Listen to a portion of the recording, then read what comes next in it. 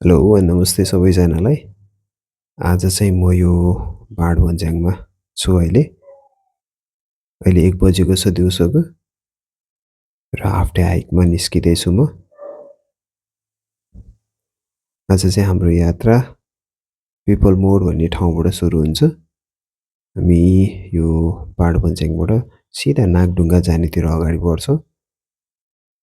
यो on the way देखेको दृश्य त्रिभुवन हाइवे हो यो।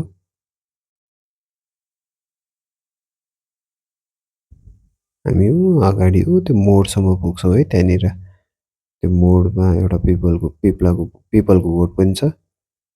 यो चाहिँ पाथलेबन पाइन यार्ड रिजर्ट भयो र हामी पिपल मोड आइपुग्यौँ।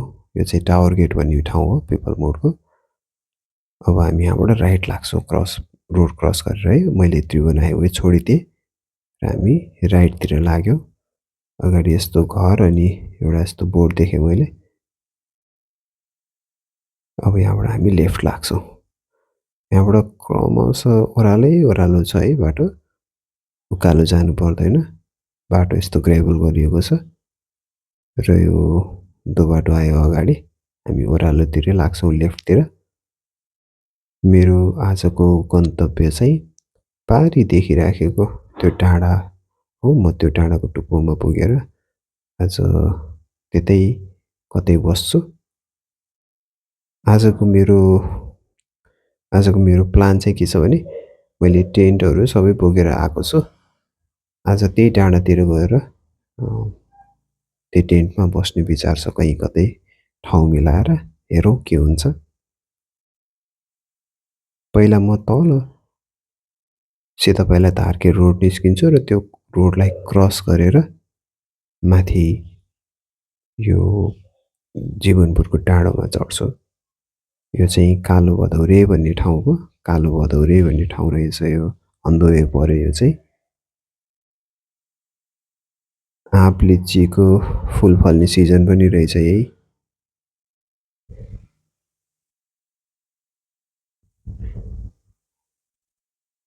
तल देखेको राम्रो फाँट। अहिले सबै बालीहरू भनौँ न काटछाँट गरेर अहिले खेतमा चाहिँ मान्छेहरूले काँक्रो होइन अरू किरौलाहरू लगाउने बेला भएछ। जाँदा जाँदै हामी यस्तो दुईवटा बाटो देख्छौँ।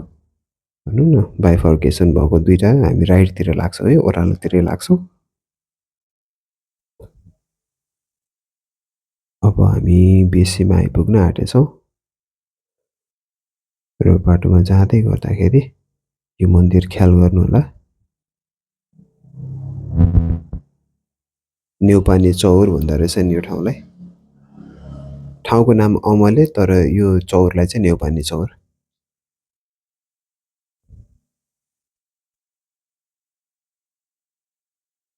चौर भनेर त्यस्तो ठुलो चौर त छैन तर यही दुईवटा रुख भएको ठाउँलाई न्यौपाने चौर भनिँदो रहेछ।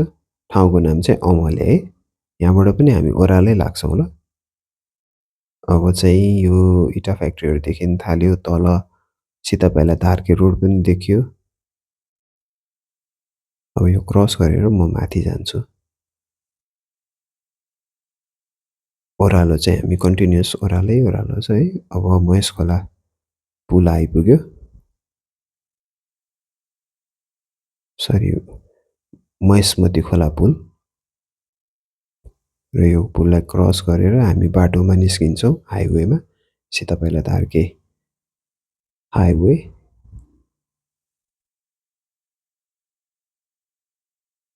यतातिर चाहिँ धेरै जसो इटा भट्टाहरू चाहिँ धेरै रहेछन्। सरमडी बजार भन्ने ठाउँमा ठ्याक्कै निस्केँ म। अगाडि महेशपाट। यो चाहिँ सरमडी बजारबाट धार्के जानेतिर करिब 10 मिनट हिँडेपछि महेशपाट आउँछ र त्यहाँबाट पनि 10 मिनट जति अगाडि बढेपछि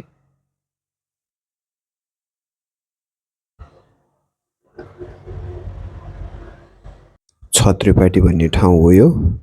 छत्रेपाटीको बोर्डदेखि करिब 50 मिटर जति अगाडि एउटा चौबाटो आउँछ। एउटा यो बिचमा हाइवे छ भने दायाँ बायाँ यसरी रोड क्रस भएको छ। हामी यहाँबाट दायाँतिर लागेर पनि बाटो अगाडि हामी यहाँबाट दायाँ लागेर पनि आज जाने ठाउँमा पुग्न सक्छौँ भने म चाहिँ अलि अगाडि गएर यो लेफ्ट ह्यान्ड साइडमा यो रातो घर छ 2 तले, माथिपट्टि चाहिँ रातो रङ लगाएको छ, तल सटर छ होइन? छेउमै कटरको बोर्ड पनि छ। त्यहाँबाट म राइटतिर लाग्छु है आज चाहिँ। यो बाटो म अगाडि बढेँ। अब यहाँबाट चाहिँ सिधा गइराख्ने।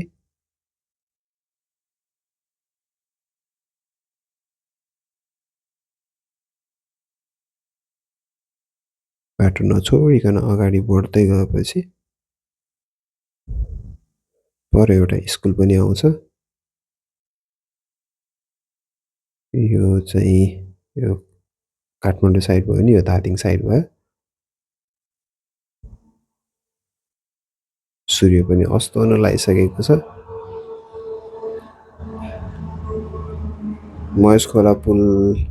महेशमती खोला पुलसम्म आइपुग्दा 3:30 जति बजेको थियो।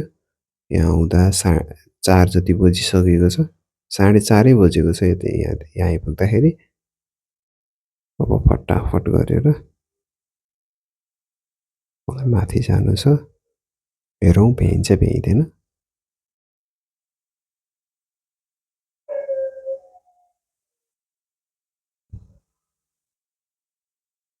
यो चाहिँ यो स्कुल आयो। यो स्कुलको नाम महेश धर्म हायर सेकेन्डरी स्कुल।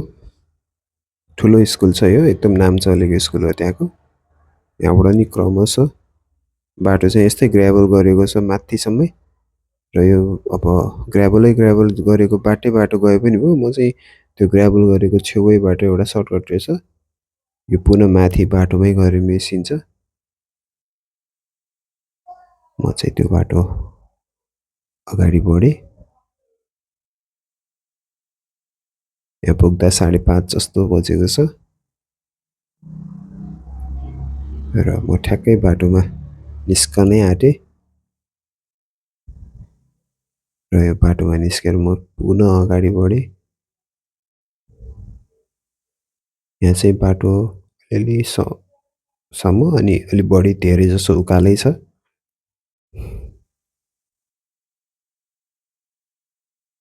यो ठाउँलाई चाहिँ रमाइलो चौर भनिँदो रहेछ।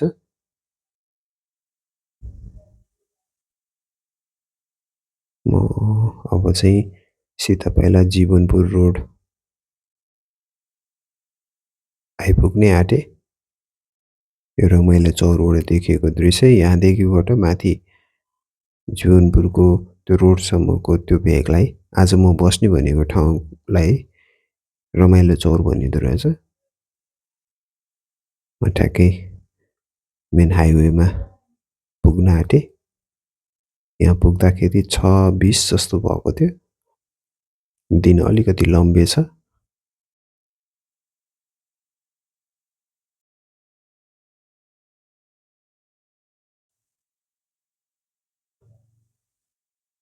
अनि मैले चाहिँ आफ्नो स्पोर्ट चुज गरिसकेको थिएँ र यसो यताउता यतिखेर कस्तो देखिँदो रहेछ जीवनपुर भनेर म यसो गाउँ डुल्न हिँडेँ। यो केवलपुर जाने बस यतिखेर 6:30 बजीतिर पनि लागिराखेको थियो। यतिखेर काठमाडौँ जाने बस चाहिँ हुँदैन, यो काठमाडौँबाट फर्केको बस चाहिँ पाइँदो रहेछ।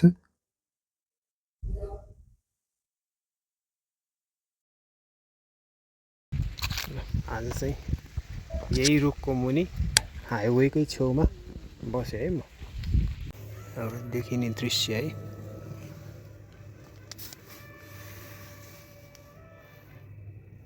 पर यो चाहिँ सिमेन्ट फ्याक्ट्री। म चाहिँ यो रमाइलो डाँडा भन्नेमा छु है। यो चाहिँ यो जीवनपुर केवलपुरको रोड भयो है। यो तल देखिरहेको चाहिँ फ्याक्ट्री, सिमेन्ट फ्याक्ट्री। आज चाहिँ म यो रमाइलो डाँडा, धादिङको रमाइलो डाँडा भन्ने ठाउँमा छु। आज यहाँ अब यो प्याकिङ गर्नु छ। म आज यहाँ बसेँ होइन।